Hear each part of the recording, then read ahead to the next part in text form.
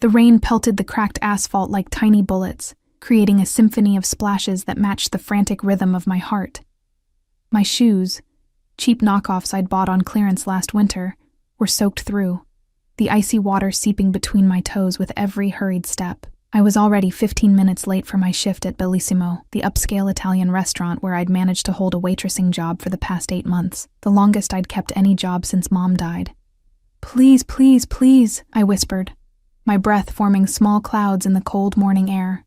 Don't let Marcus be there yet. Marcus, the floor manager, had warned me twice this month about tardiness. "One more strike, Ellie, and you're out," he'd said yesterday, his coffee-stained teeth bared in what I supposed was his attempt at a threatening smile. I needed this job.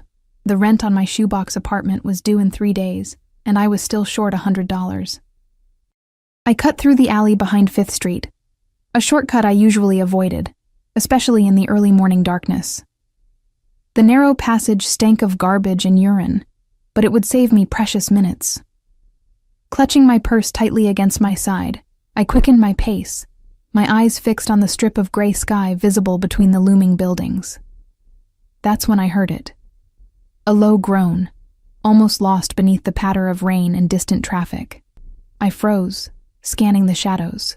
There, slumped against the brick wall, was the silhouette of a man. My first instinct was to run. In this city, in this alley, a stranger meant danger, but then he shifted, and the weak light caught his face. Blood streaked from his temple, mingling with rain and trailing down the sharp angle of his jaw. Even in pain, there was something striking about him. Something that made my breath catch. His suit, despite being soaked and smeared with dirt, was clearly expensive, custom-tailored, the kind worn by men who drove cars worth more than my entire life's earnings. "Are you okay?" I called, keeping my distance. Stupid question. He obviously wasn't. His eyes fluttered open, dark, almost black in the dim light, and fixed on me with startling intensity. For a moment, neither of us spoke. I felt pinned by his gaze, like a butterfly to a collection board. "I'm fine," he said finally, his voice a low rumble that sent an involuntary shiver down my spine. "Just need a minute." He tried to stand but faltered, one hand pressed to his side. I hesitated. Every second I spent here was another second closer to unemployment. But I couldn't just leave him bleeding in an alley. "Let me help," I said, moving closer despite the alarm bells ringing in my head. "Do you need a hospital?" "No." The word came out sharp, commanding. No hospitals. Of course. In this neighborhood, that could mean one of two things. No insurance or no desire to explain injuries to the police. Given his suit and the expensive watch glinting on his wrist, I suspected the latter. "At least let me help you somewhere dry," I offered, glancing at my watch. 20 minutes late now. Marcus was definitely going to fire me. When I looked back at the stranger, something in his expression had changed. The pain was still there, tightening the corners of his mouth, but there was curiosity too. "Why would you help me?" he asked, suspicion evident in the slight narrowing of his eyes. "You don't know me." I shrugged, rainwater dripping from my soaked ponytail. Maybe I'm just stupid, or maybe I'd hoped someone would do the same for me. A ghost of a smile touched his lips. Both admirable and naive. With visible effort, he pushed himself upright, towering over me by at least a foot. I hadn't realized how tall he was, how broad his shoulders were beneath a sodden jacket. "There's a coffee shop around the corner," I suggested, keeping a careful distance. "You could call someone." He studied me for a long moment, as if trying to solve a puzzle. Then, without warning, he staggered forward. Instinctively, I moved to support him, finding myself suddenly crushed against the solid wall of his chest, his arm heavy across my shoulders. The scent of him hit me. Expensive cologne mixed with the metallic tang of blood and something uniquely male. Heat radiated from his body despite his wet clothes, and I was abruptly, uncomfortably aware of how long it had been since I'd been this close to a man. "The coffee shop," he agreed, his breath warm against my ear. Together we limped out of the alley, his weight nearly buckling my knees. Once on the main street, I noticed a sleek black SUV parked across the road. its engine running. The stranger stiffened beside me. "Change of plans," he muttered, straightening despite his obvious pain. He withdrew a phone from his pocket.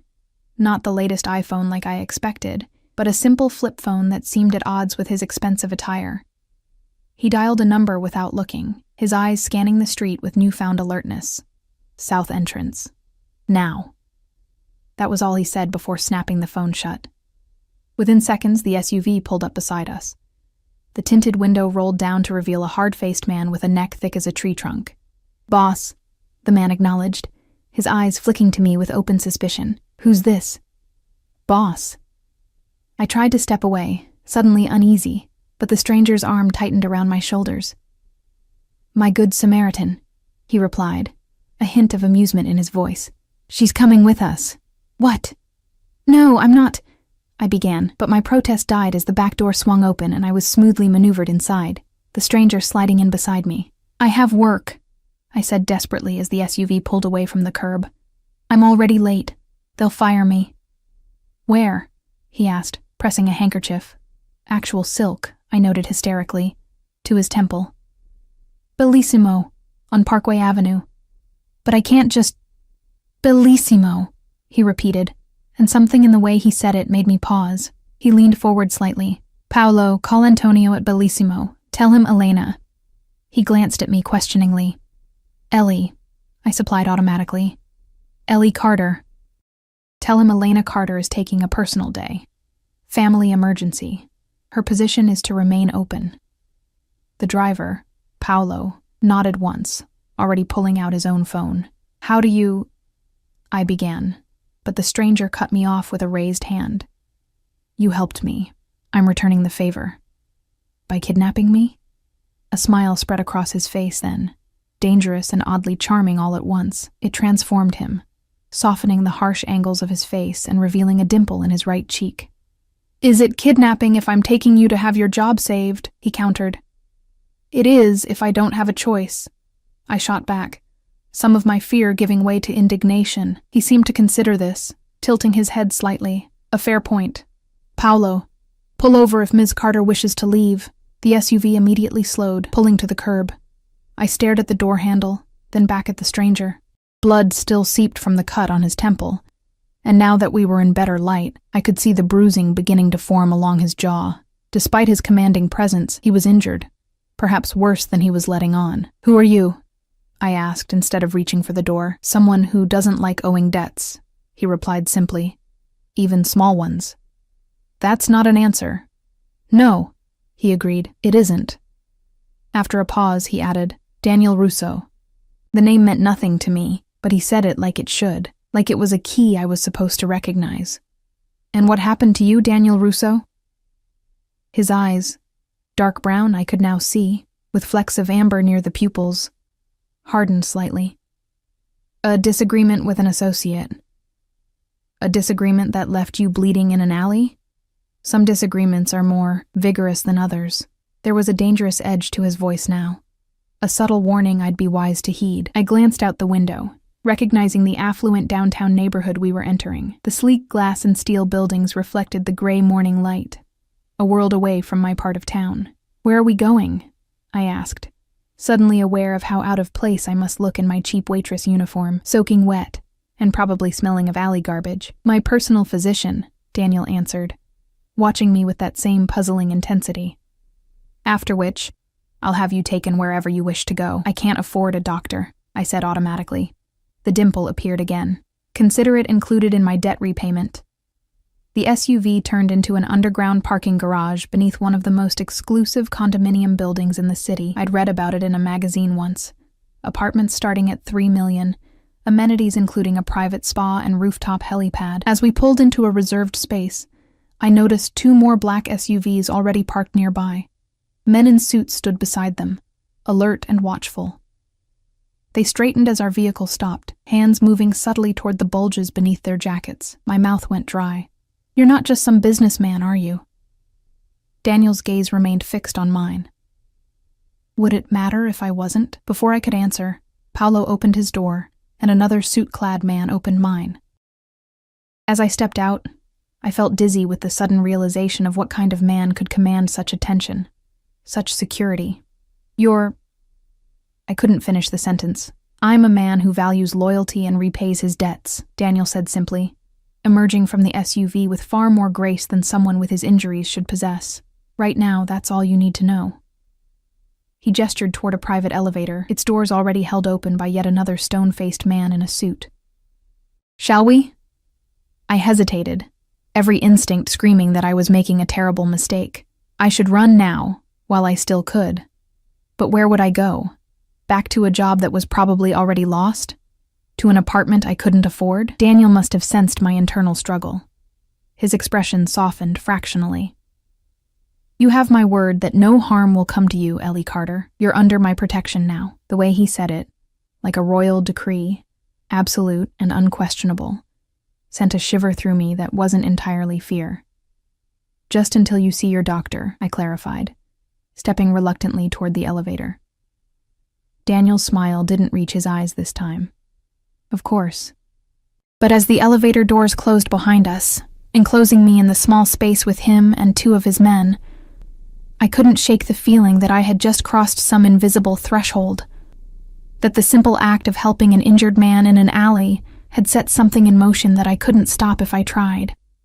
And the way Daniel Russo looked at me, with that mixture of curiosity and something darker, more possessive, suggested he had no intention of letting me try.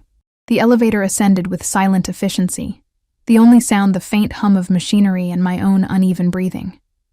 I was acutely aware of Daniel's presence beside me, the heat radiating from his body, the subtle scent of his cologne cutting through the metallic tang of blood. His men stood like statues, eyes forward, hands clasped before them. The silence felt heavy, oppressive.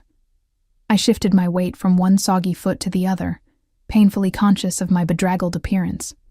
My uniform, a black pencil skirt and white button-up blouse, clung to me uncomfortably, the fabric gone nearly transparent with rain. I crossed my arms over my chest, feeling exposed. Cold?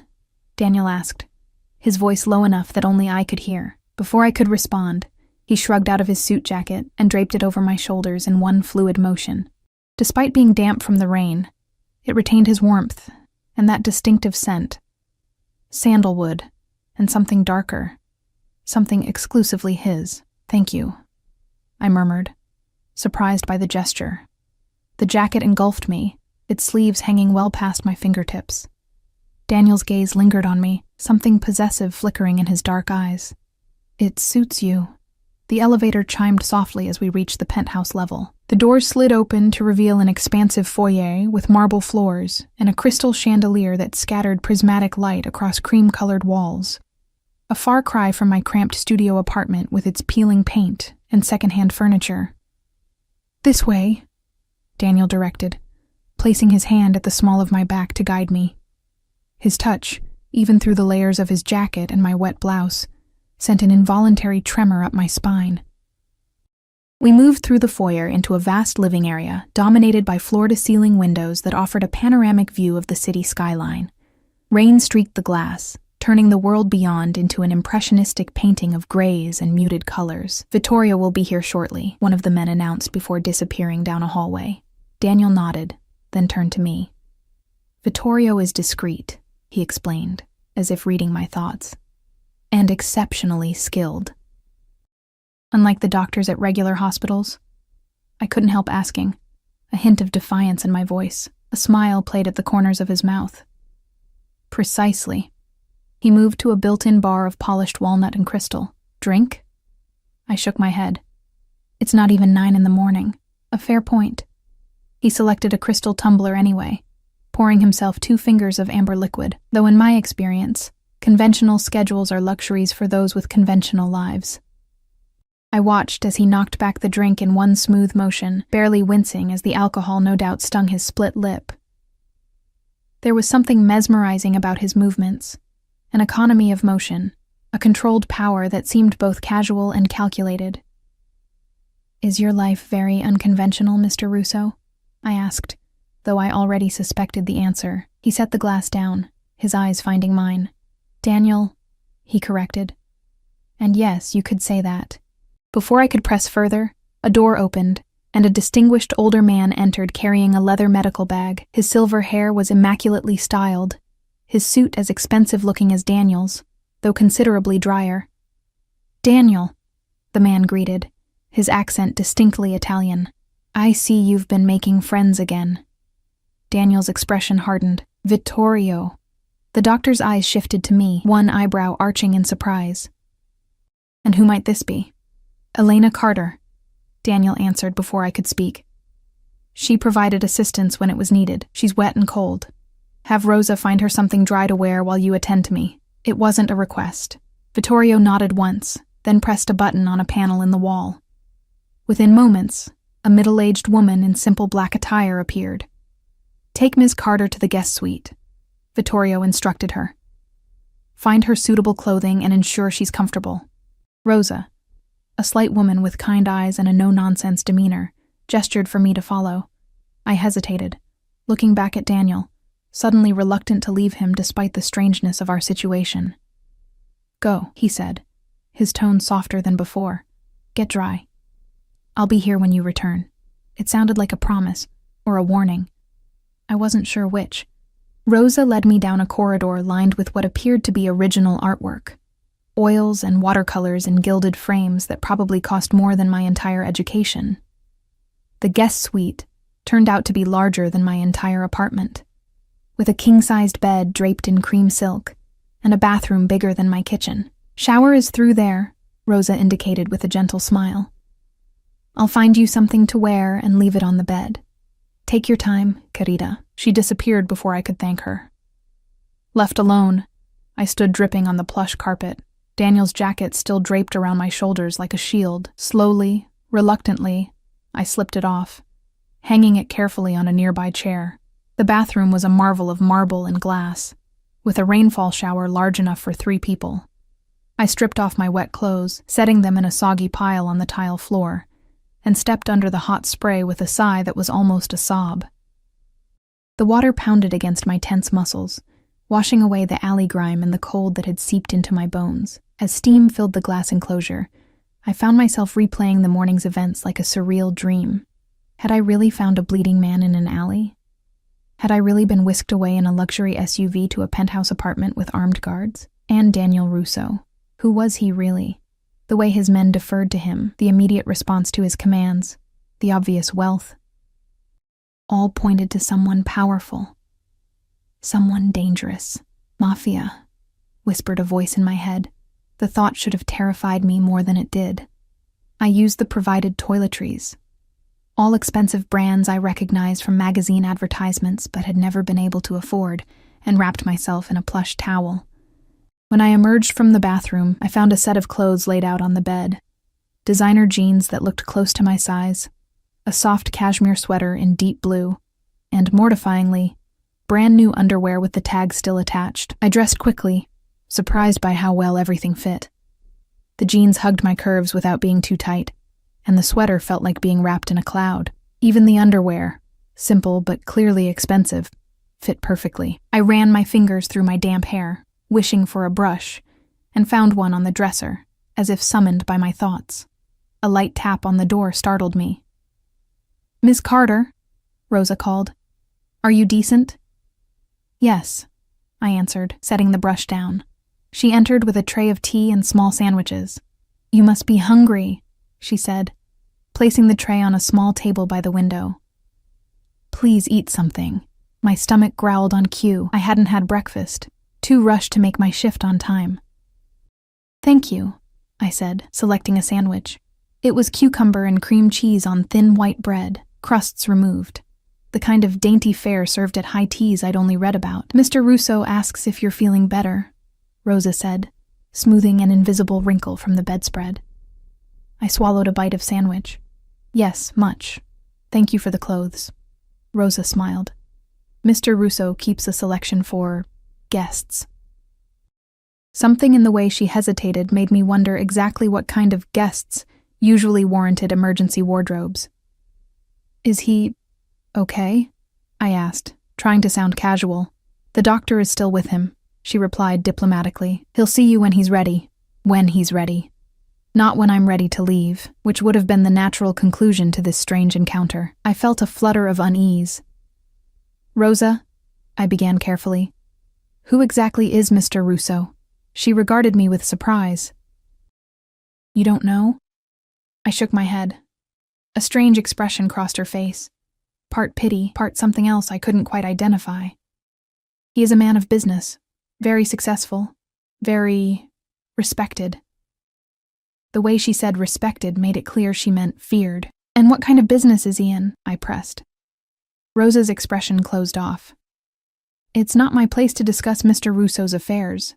If you'll excuse me, I have duties to attend to." She moved to the door, then paused. "Ms. Carter, Mr. Russo doesn't often bring people here, especially not women he's just met." Her eyes, suddenly serious, held mine. "Whatever happens, remember that his world operates by different rules than the one you know."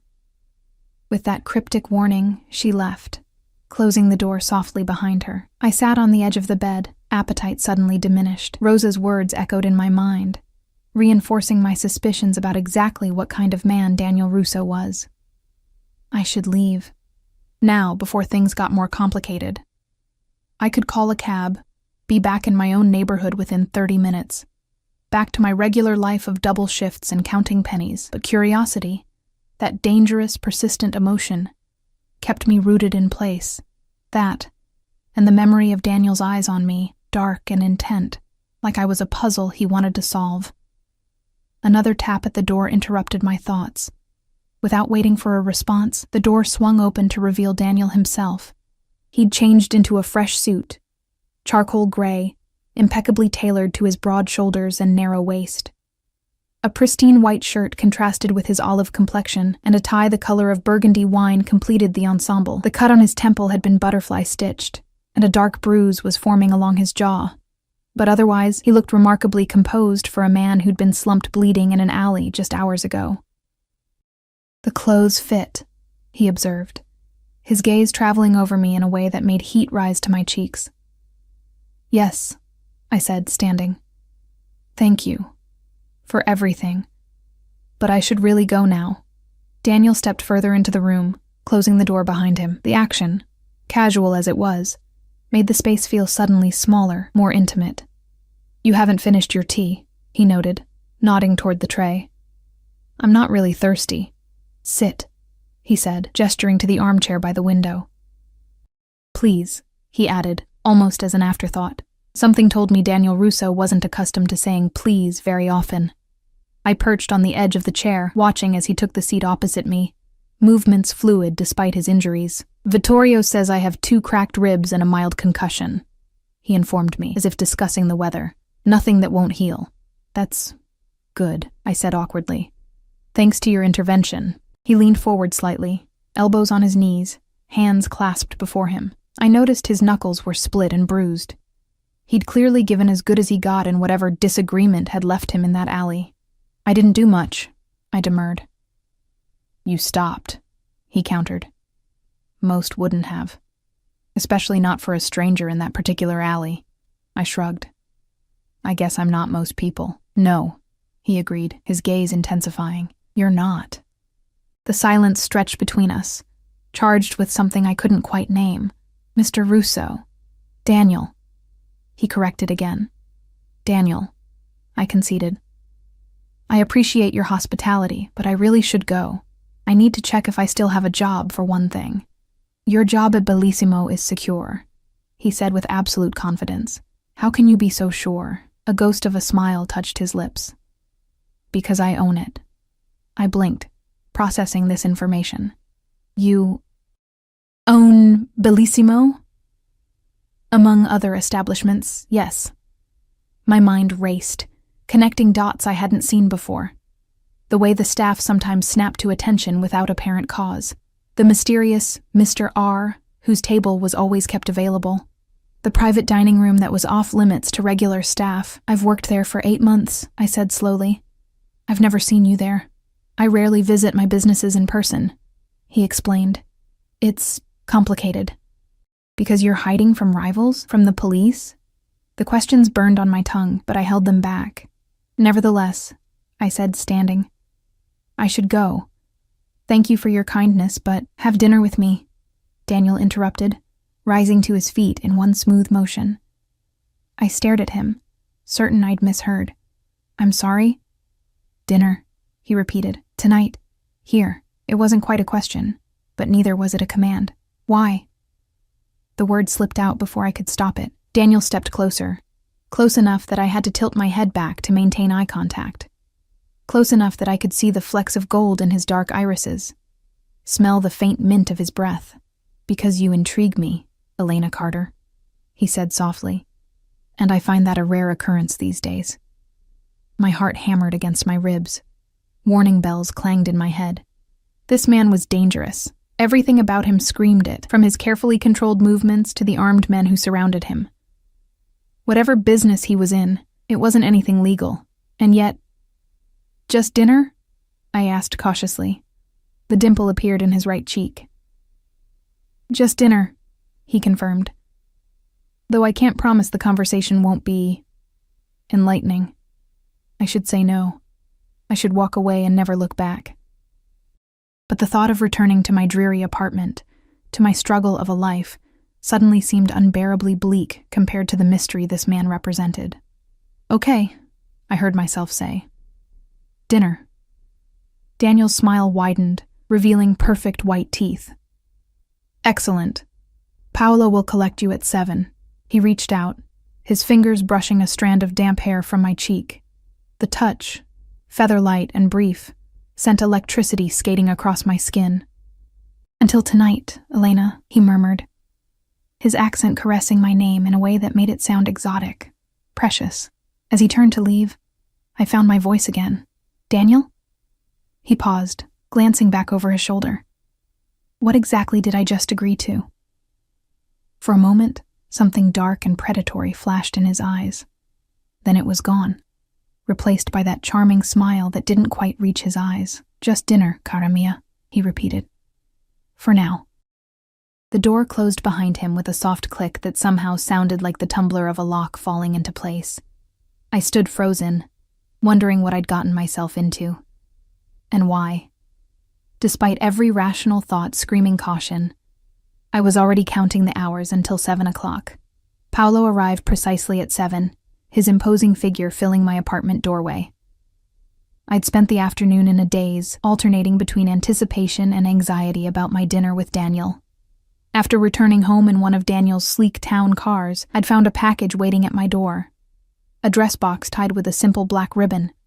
Inside was an emerald green dress that probably cost more than 3 months of my rent, along with matching shoes and a note in elegant script. For tonight. D. I debated whether to wear it, the implied presumption both irritating and flattering. In the end, curiosity won out over pride. The dress fit perfectly, as if tailored specifically for my body, the silk fabric cool against my skin as Paolo escorted me back to the same black SUV from this morning. The city lights blurred outside the tinted windows. We're not going to the penthouse? I asked, when I noticed we were heading in a different direction. Mr. Russo has other arrangements for tonight, Paolo replied, his first words since greeting me at my door. We pulled up to a renovated warehouse on the riverfront, an area that had once been industrial, but was now home to luxury lofts and exclusive clubs. 2 men in suits materialized as the SUV stopped, one opening my door, while the other scanned the surroundings with practiced vigilance. Inside, the warehouse had been transformed into a private event space. Exposed brick walls contrasted with crystal chandeliers, and the polished concrete floor reflected their soft glow. A single table for 2 stood in the center of the otherwise empty room, set with fine china and silver, a centerpiece of white roses and flickering candles between the place settings. And there was Daniel, standing beside the table. He'd exchanged his business suit for a more casual ensemble, dark trousers and a charcoal cashmere sweater that clung to his broad shoulders. The bruise along his jaw had darkened, giving him a dangerous edge that the elegant surroundings couldn't quite soften. His eyes darkened as they traveled over me, lingering on the way the dress hugged my curves. Elena, he said, my name like velvet on his tongue. You look breathtaking. The dress helped, I replied, suddenly self-conscious. Thank you for it, though you shouldn't have. I wanted to, he said simply, as if that explained everything. Perhaps in his world it did. He pulled out my chair, his hand brushing my bare shoulder as I sat. That brief contact sent a ripple of awareness through me, and I suppressed a shiver. Wine? He offered, nodding to a server I hadn't noticed standing discreetly in the corner. Just a little, I said. I have the early shift tomorrow. If I still had a job, that was. As if reading my thoughts, Daniel smiled. Your schedule has been adjusted. You're not expected until the dinner service. I set down the wine glass the server had just filled. You changed my work schedule? I own the restaurant, remember? His tone was light, but there was something beneath it, a reminder of his power, perhaps. That doesn't give you the right to rearrange my life, I countered, meeting his gaze directly. Rather than being offended, Daniel looked pleased by my defiance. You're right, of course, he conceded. Consider it a suggestion. One that allows us to enjoy dinner without rushing. The server appeared with the first course. Seared scallops on a bed of something delicate and green. It looked like the kind of food I served at Bellissimo but rarely got to taste myself. So, I began, gathering my courage. Are you going to tell me what you really do, Daniel? He took a sip of wine, considering me over the rim of his glass. I told you. I'm a businessman. What kind of business involves getting beaten up in alleys and traveling with an armed entourage? A complicated one. His smile didn't reach his eyes. One that occasionally involves disagreements with competitors. You mean one that's not entirely legal? I pressed, spearing a scallop with my fork. Daniel set his glass down carefully. The line between legal and illegal is often blurry in my experience. But to answer your question, yes, some of my enterprises exist in what you might call a gray area. You're in the mob, I said flatly. It wasn't a question. For a long moment, he just looked at me, his expression unreadable. Then he laughed, a genuine sound that transformed his face, making him look younger, almost boyish despite the bruises. That's a rather outdated term, he said finally. But if it helps you understand, then yes. I have connections to certain organizations that operate outside conventional legal frameworks. My heart should have been racing with fear. Instead, I felt oddly calm, as if I'd finally identified the predator that had been stalking through the shadows. And the men who attacked you? His expression hardened. Representatives of a rival who thought he could expand into my territory without consequences. Did he learn otherwise? I asked, surprised by my own boldness. Daniel's smile was cold. He will. The thread in those two simple words hung in the air between us. I should have been terrified, should have made an excuse and fled. Instead, I took another bite of scallop, savoring the delicate flavor. Why me? I asked finally. Why am I here? Having dinner with you? Wearing this dress? I gestured at the emerald silk. What could possibly interest you about a waitress from the wrong side of town? Daniel studied me, his dark eyes intent. You stopped to help a stranger in an alley, he said simply. Do you know how rare that is in this city? In this world? Basic human decency isn't that rare, I countered. It is in my experience. Something flashed across his face. Something almost vulnerable before the mask of control slipped back into place. Besides, you intrigue me. Because I didn't recognize you, I guessed. He inclined his head slightly, partially. Most people in this city, at least in certain circles, know who I am. Know to either fear me or try to use me. You did neither. I still don't fear you, I said, though I wasn't entirely sure that was true. Daniel leaned forward, his gaze intensifying. Perhaps you should. The server chose that moment to clear our plates and bring the main course. Tender medallions of beef with a red wine reduction, and roasted vegetables arranged like miniature works of art. Tell me about yourself, Elena, Daniel said, the dangerous moment passing as quickly as it had come. How did you end up at Bellissimo? I hesitated, then decided there was little risk in sharing my unremarkable story. My mom got sick my sophomore year of college. Cancer. I dropped out to take care of her. After she died, there were medical bills, no degree. Waitressing was one of the few jobs I could get that paid enough to keep a roof over my head. No other family? His question was gentle. I shook my head. Dad left when I was 4. No siblings. And boyfriends? The question was casual, but his eyes had sharpened. None at the moment, I admitted. Hard to maintain a relationship when you're working double shifts 6 days a week. Something that looked suspiciously like satisfaction flickered across his face. Their loss, he murmured. The conversation drifted to safer topics.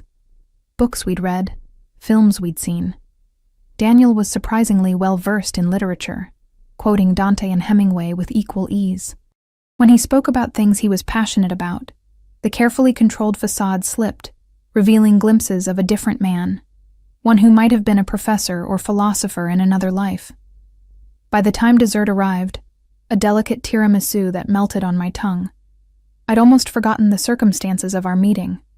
Almost. You never answered my question, I said as I set down my spoon. What is this, really? Why am I here?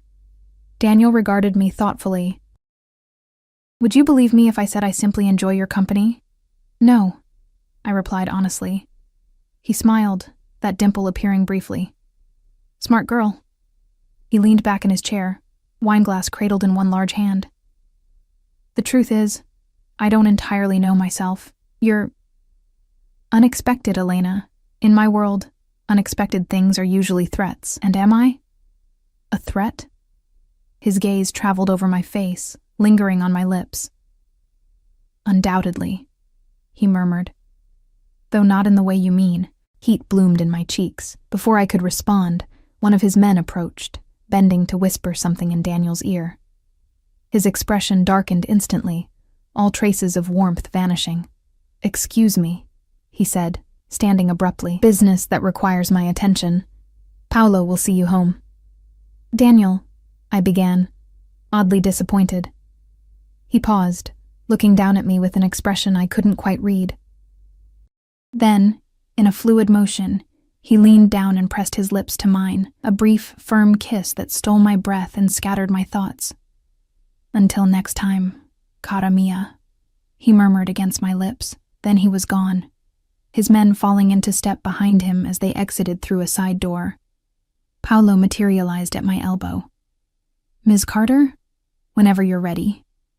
I touched my fingers to my lips, still feeling the imprint of Daniel's kiss. I'm ready, I said, though I wasn't sure what exactly I was ready for. The ride back to my apartment passed in silence, my mind replaying every moment of the evening, analyzing every word, every look. I'd just had dinner with a man who was, by his own admission, involved in organized crime. A man who commanded armed guards and owned businesses I could never afford to patronize. A man who had kissed me as if he had every right to do so, and I had let him. More than that, I had enjoyed it. What did that say about me? Paolo opened my apartment door, checking inside before allowing me to enter. Mr. Russo wanted me to inform you that your new work schedule has been communicated to the restaurant management, he said formally. You're expected tomorrow at 4 p.m. Thank you, I replied automatically. Paolo hesitated, then added, Ms. Carter, Mr. Russo doesn't do this. Do what? Personal dinners. Gifts. His eyes flicked to my dress. Be careful. Before I could ask what he meant, he was gone, the door closing softly behind him. I slipped out of the emerald dress, hanging it carefully in my closet beside my thrift store finds and discount retail clothing. It looked as out of place there as I had felt at dinner with Daniel. Beautiful, expensive, and completely foreign to my normal life. As I crawled into bed, my phone chimed with a text from an unknown number. Sleep well, Elena. Dream of me. I stared at the screen, a mixture of emotions churning inside me. Fear, excitement, confusion, and beneath it all, a dangerous anticipation of what might come next.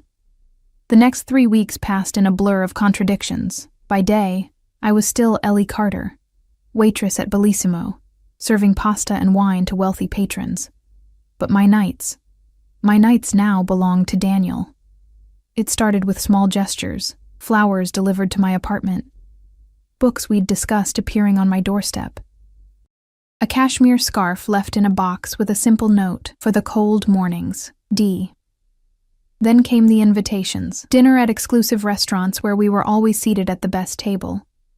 A private viewing of a new exhibition at the Modern Art Museum after hours. A concert where we watched from a VIP box, his hand resting possessively on the small of my back. With each encounter, I learned more about Daniel Russo. He was 34, the son of Italian immigrants who had built their fortune through various enterprises. His euphemism, not mine. He had a degree in business from an Ivy League university. He spoke 3 languages fluently. He preferred red wine to white, classical music to jazz, and could recite poetry from memory when sufficiently inspired. What I didn't learn was equally telling. He never discussed the specifics of his business. Never introduced me to anyone beyond his immediate security detail. Never took me to his home again after that first morning, instead meeting me at neutral locations or sending Paolo to bring me to private venues like the warehouse. And he never, ever let me see him interact with anyone outside his inner circle. Why all the secrecy? I asked one evening, as we sat on the rooftop terrace of a restaurant that had been cleared of other patrons for our dinner. Are you ashamed to be seen with me? Daniel's eyes flashed with something dangerous. Never, he said firmly, taking my hand across the table. His thumb traced circles on my palm, sending shivers up my arm. I'm protecting you. From what? His expression darkened. From my world. From the attention being associated with me would bring. I withdrew my hand. I'm not a child, Daniel. I can make my own decisions about risks. Not these risks, he said, his voice dropping to a register that sent a shiver down my spine. Not when they involve me. That was the pattern of our whatever this was. Not quite a relationship, but more than casual dating. He pursued me with a single-minded intensity that was both flattering and unnerving. When we were together, his focus never wavered from me, as if I were the only person in his universe. He remembered every detail I shared, anticipated my needs before I voiced them, and slowly, methodically, broke down the walls I'd built around myself. And yet, he maintained his own walls with unwavering discipline. He revealed himself in carefully measured doses, always remaining partly in shadow.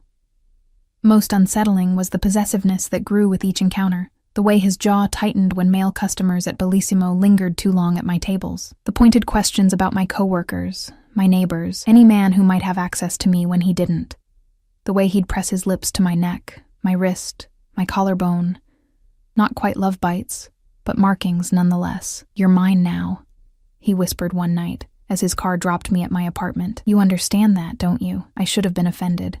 Should have reminded him that people don't belong to other people. Instead, I felt a treacherous thrill at his words, at the heat in his eyes when he claimed me. What was happening to me? Work at Bellissimo changed too. I was mysteriously assigned the best sections, my shifts arranged to accommodate my evenings with Daniel. The manager who had threatened to fire me now treated me with careful deference. Co-workers who had barely noticed me before now watched me with curious, sometimes wary eyes. Is it true? Mia, another waitress, whispered during a lull in service. Are you really with him? With who? I asked, though I knew exactly who she meant. Russo, she hissed, glancing around nervously. Everyone's talking about it. How you disappeared that rainy morning and came back with a new schedule and the best tables. I busied myself folding napkins. I don't know what you're talking about. Mia grabbed my wrist, her eyes wide. Be careful, Ellie. I had a cousin who got involved with one of those guys. When she tried to leave, she drew a finger across her throat. Daniel isn't like that, I said automatically, pulling away from her. They're all like that, she insisted. It's all ownership and control. You're just property to them. Her words echoed in my mind that evening as I prepared for yet another date with Daniel.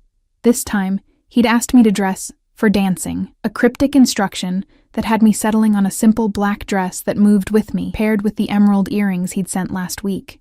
Paolo picked me up as usual, but instead of a restaurant or private venue, we drove to a part of the city I didn't recognize.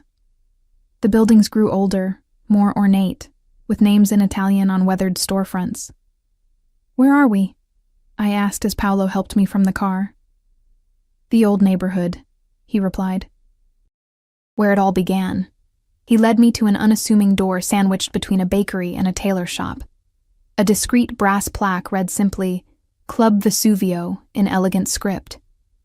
The man at the door nodded respectfully to Paolo, his eyes widening slightly when he saw me. Inside, the club was like stepping back in time. Red velvet banquettes lined the walls. A small stage held a 5-piece band playing traditional Italian music. The dance floor was crowded with couples, many of them older, moving with the practiced ease of people who had danced together for decades, and there was Daniel, waiting at a corner table, rising as he saw me approach. Unlike our other encounters, he wasn't alone. 3 older men sat with him, their conversation halting as I drew near. "Elena." Daniel greeted me, pressing a kiss to my cheek. His hand settled possessively at the small of my back. "You look stunning." The older men regarded me with open curiosity. One, with silver hair and a face lined by years of hard living, seemed particularly interested, his shrewd eyes moving between Daniel and me with knowing assessment. "Gentlemen," Daniel said, "may I present Elena Carter." No explanation of who they were. No context for this unprecedented introduction to people from his world. "So this is the girl," said the silver-haired man, his accent thicker than Daniel's. "The one who found you in the alley." Daniel's hand tightened slightly against my back. "Yes, Uncle. This is her. Uncle." I glanced at the man with new interest. There was a family resemblance now that I looked, something in the set of the eyes, the proud angle of the jaw. "Salvatore Russo," the man introduced himself, extending a hand adorned with gold rings. "Daniel's uncle. These are my associates, Mr. Vescovi and Mr. Esposito." I shook their hands, noting the assessing looks they gave me. I felt like livestock being inspected at auction. "A pleasure," I managed, falling back on the formal politeness I used with Bellissimo's wealthier patrons. "She has spirit," Salvatore remarked to Daniel, as if I weren't there. "Pretty, too. Not your usual type." I bristled at being discussed like an object, but before I could respond, Daniel smoothly interjected, "Uncle, the band is playing our song. May I steal Elena for a dance?" Without waiting for a response, he guided me to the dance floor, one hand at my waist, the other clasping mine. He led with the confidence of someone who had learned ballroom dancing from an early age, guiding me through steps I barely knew. "You're angry," he observed, pulling me closer than the dance strictly required. "I don't appreciate being inspected like a prize mare," I said, keeping my voice low. "Who were those men? Why am I suddenly allowed to meet people from your world?" Daniel's expression was unreadable. "My uncle wanted to meet you. He's curious about the woman who's been occupying so much of my time." "And do you always do what your uncle wants?"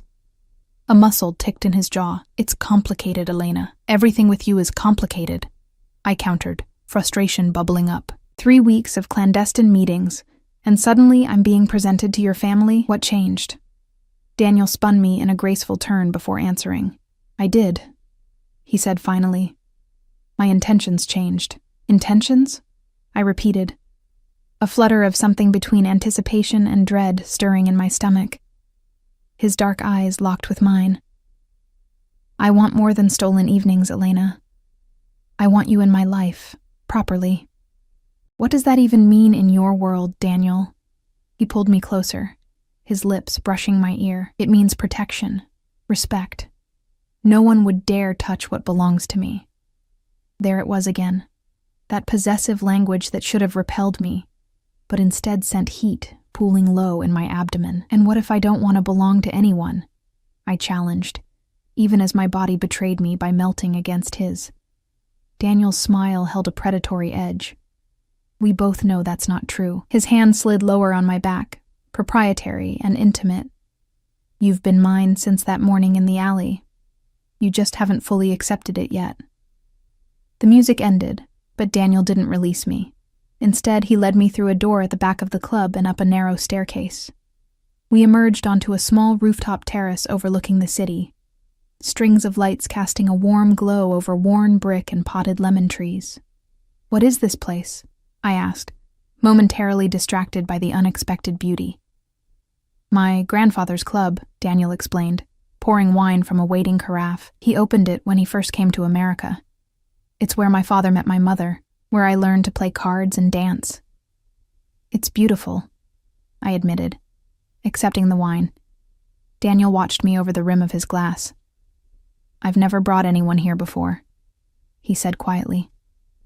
Not someone who matters. The admission hung between us, weighted with implications neither of us was ready to voice. Your uncle didn't seem surprised to see me, I observed. A faint smile touched Daniel's lips. He's been hearing about you for weeks. The whole family has. I nearly choked on my wine. You've been talking about me to your family? Is that so surprising? He moved closer, one hand settling on my hip. You've consumed my thoughts since the moment you stopped in that alley. His intensity should have frightened me. Instead, I found myself swaying toward him, drawn by the magnetic pull he'd exerted since our first meeting. Daniel, I began, not even sure what I wanted to say. He silenced me with a kiss, not the careful, controlled kisses we'd shared before, but something deeper, hungrier. His hand tangled in my hair, tilting my head back as he claimed my mouth with a possessiveness that left no room for doubt about his intentions. I knew I was standing at a precipice. One more step, and I would fall into his world completely. A world of luxury and danger, of protection and possession. A world where men like Daniel Russo ruled through fear and loyalty, where violence lurked beneath the surface of civility. Was I ready for that? Could I accept not just the man, but everything that came with him? As if sensing my internal struggle, Daniel broke the kiss, his forehead resting against mine. Don't think so much, Kara, he murmured. Just feel. And God help me. That's what I did. I let myself feel the heat of his body against mine, the strength in his hands as they held me, the security of being wanted, truly wanted, by someone who had the power to keep the world's hardships at bay. For tonight, at least, I would allow myself this. Tomorrow, I would face the reality of what loving Daniel Russo might mean.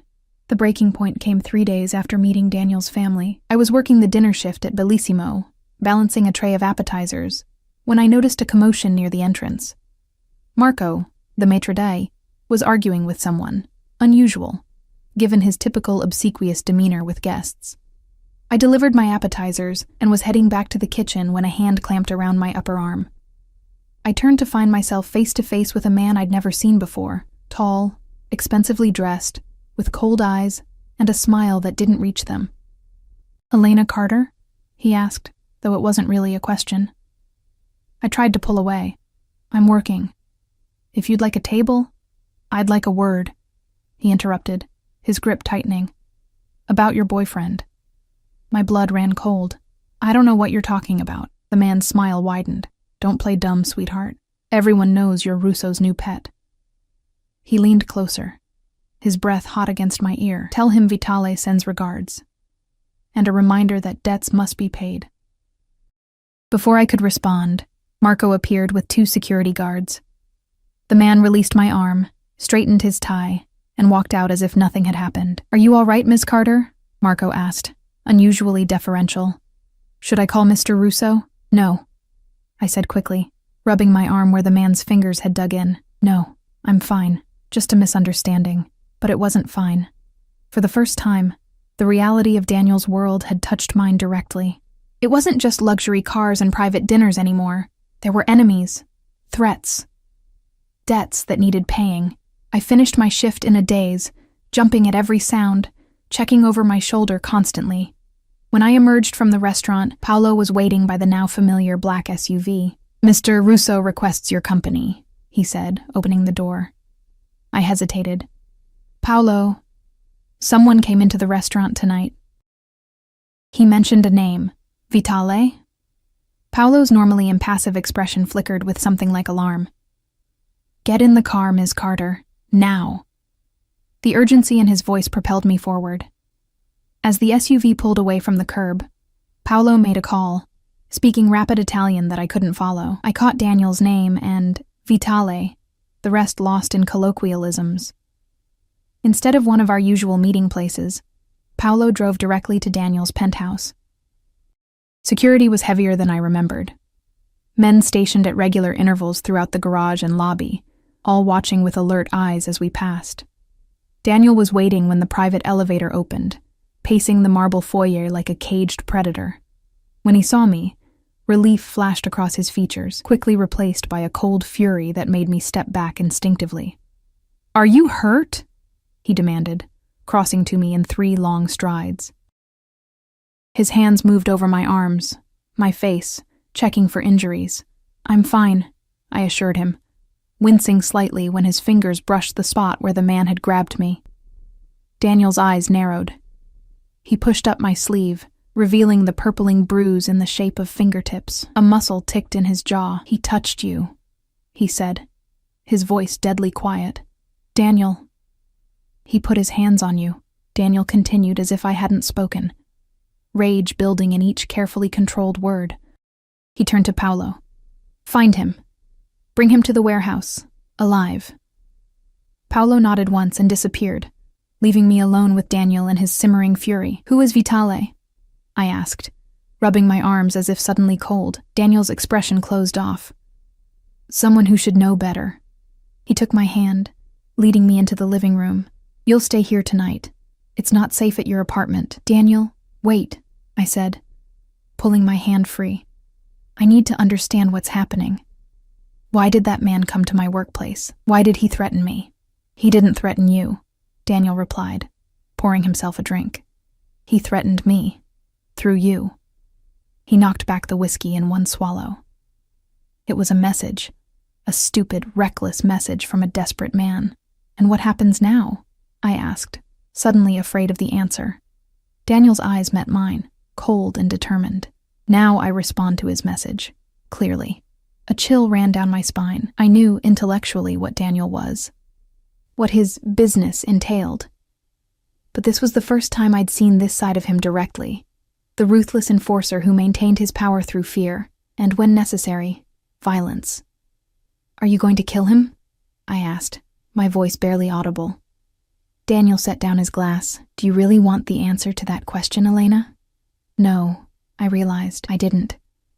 "This is my world," Daniel continued, his voice softening slightly. "It's not pretty. It's not fair. But it's governed by rules, and one of those rules is that you don't touch what belongs to another man." His eyes flashed. "Especially not what belongs to me." There was that word again, belongs. As if I were a possession, a territory to be defended. "I'm not a thing, Daniel," I said quietly. "I don't belong to anyone." He moved toward me, cupping my face in his hands. "You're right," he said, surprising me. "You're not a thing. You're everything."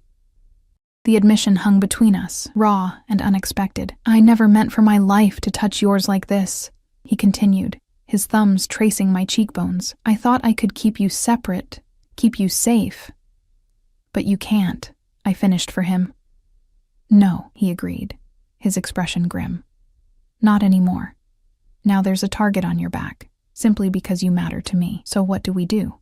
Daniel's hand slid from my face to my shoulders, down my arms to clasp my hands. "There are 2 paths forward, cara mia. The first is that we end this now. You go back to your life. I ensure you're financially secure. New apartment, new job, far from here. New identity, if necessary." My heart contracted painfully. "And the second?" His eyes locked with mine, intense and unwavering. "You come into my world completely. You accept my protection, my name. You become untouchable not just because you're mine, but because you're family." It took a moment for his meaning to register. "Are you proposing?" A smile touched his lips, though his eyes remained serious, not very romantically, it seems. He released my hands and crossed to a side table, retrieving a small velvet box. "I've had this for a week. I was waiting for the right moment," he returned, opening the box to reveal a ring. A flawless emerald surrounded by diamonds, set in platinum. It was exquisite, elegant, and completely overwhelming. "Daniel," I breathed, staring at the ring. We've only known each other for a month. And in that month, you've become essential to me," he replied. "I've never felt for anyone what I feel for you, Elena. Never wanted to share my life, my future." He took my hand. "I know it's fast. I know it's complicated, but tonight made one thing crystal clear. Half measures won't work anymore. Either you're fully in my world, under my protection, or you need to be far away from it. That's not a choice, I protested. That's an ultimatum. It's reality, he corrected gently. My reality, the one I've been trying to shield you from. I pulled away, pacing to the window. The city stretched below, lights twinkling like earthbound stars. Somewhere out there was my tiny apartment, my simple life of double shifts and counting pennies. A life that was small but mine, uncomplicated by violent men and coded threats. But also a life without Daniel, without his intensity, his passion, the way he made me feel seen and treasured for the first time since my mother died. If I say yes, I began slowly, what would it mean? Really? Daniel moved to stand behind me, his reflection appearing in the glass beside mine. It would mean a new life, protection, security, never wanting for anything material again. His hand settled on my shoulders. But also restrictions. My world has rules, protocols, places you couldn't go alone, people you would have to be cautious around. A gilded cage, I murmured. At times, he admitted, surprising me with his honesty, but one I would share with you, one I would try to make as comfortable, as fulfilling as possible. I turned to face him, and if I say no, if I choose to walk away, pain flashed in his eyes, quickly masked. Then I would respect your decision, make arrangements for your safety and comfort elsewhere, and never contact you again. The finality in his voice made my chest ache. Would you hurt that man? The one who grabbed me? I asked suddenly. Daniel studied me, weighing his answer. Yes, he said finally. Not just for touching you, but for breaking the rules. In my world, actions have consequences. Would you kill him? A long pause. Do you want the comforting answer or the true one? I want the truth, I said, though part of me didn't. Always the truth, Daniel. That's my condition. If I'm going to be part of your world, I need to know what it really is. No more shadows and half-truths. He nodded slowly. Vitale crossed a line. In my world, that line is enforced with blood. I closed my eyes, absorbing this. When I opened them, Daniel was watching me with an expression I'd never seen before. Vulnerability, fear of my judgment. Could you live with that, Elena? He asked quietly. Could you love a man who does what I sometimes must do? The question echoed in the space between us. Could I? Could I accept not just the man who quoted poetry and danced with me under the stars, but also the one who ordered punishments and enforced his will through violence? Could I reconcile those two sides of him in my heart? I need time, I said finally. This is a lot to process. Daniel nodded, closing the ring box and setting it on the coffee table. Of course. Take all the time you need. You'll stay here tonight, for safety. Tomorrow we can discuss arrangements if you wish to. Take distance. The formality in his tone broke my heart a little. He was already pulling away, preparing himself for my rejection. I reached for his hand, lacing my fingers through his. I'm not saying no, Daniel. I'm just asking for time to think. To be sure. Hope flickered in his eyes. Whatever you decide, Elena, know that what I feel for you is real. Perhaps the only real thing in my life. That night, I slept in one of his guest rooms, alone with my thoughts. I barely closed my eyes, turning over each possibility until dawn painted the sky in shades of pink and gold. By morning, I knew my answer. I found Daniel in his study, already dressed in one of his impeccable suits, reading something on his laptop. He looked up when I entered, his expression carefully neutral. There's coffee in the kitchen, he offered. And Rosa made breakfast. I shook my head, moving to stand before his desk. I have conditions, I said without preamble. Daniel's eyebrows rose slightly. Conditions? If I'm going to marry you, if I'm going to enter your world, I need certain assurances. Something like hope kindled in his eyes, but he remained cautious. I'm listening. First, complete honesty between us. No more hiding parts of your life from me, no matter how ugly you think they are. He nodded slowly. That may be difficult at times, but yes. Second, I want to finish my degree. I dropped out to care for my mother, but I was studying social work. I want to complete that. A smile touched his lips. Done. Any university you choose. Third, I continued, my voice firming, I need to know that whatever happens with Vitale, whatever consequences your world demands, you will never enjoy it. That it will always be business, never pleasure. Daniel's expression sobered. You have my word. I take no joy in violence, Elena. It's a tool, nothing more. I took a deep breath. And finally, I need to know that you love me, not as a possession or a trophy, but as a partner, an equal in the ways that matter most. Daniel rose from his desk, coming around to stand before me. Is that really in question? He asked softly. He took my hands in his. Elena Carter, from the moment you helped a bleeding stranger in an alley, you've owned me completely. Everything I have, everything I am, is yours. Yes, I'm possessive. Yes, I'm protective. Sometimes too much so. But it's because the thought of harm coming to you, of losing you, is unbearable. He reached for the ring box that sat on his desk, opening it once more. I don't just want to possess you, cara mia. I want to cherish you, honor you, build a life with you that has room for both our worlds. He sank to one knee, holding the ring up to me. Elena Carter, will you marry me? Will you be my wife, my partner, my equal in all the ways that truly matter? I looked down at this powerful, dangerous man kneeling before me, a man who commanded fear and respect throughout the city, now vulnerable and open as he waited for my answer, a man with blood on his hands and poetry in his heart. Could I love such a contradiction? Could I build a life in the spaces between darkness and light? As I reached for the ring, I realized I already had my answer. For better or worse, my fate had been sealed that rainy morning when I stopped to help a bleeding man in an alley. Yes, I said, watching as he slid the ring onto my finger. Yes, Daniel Russo, I will marry you.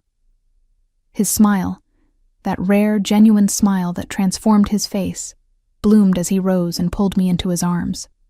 As his lips found mine, sealing our future with a kiss that was both tender and possessive, I knew our path wouldn't be easy. There would be dangers, complications, moral compromises I couldn't yet imagine.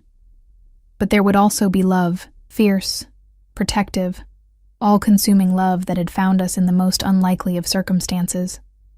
And for now, that was enough.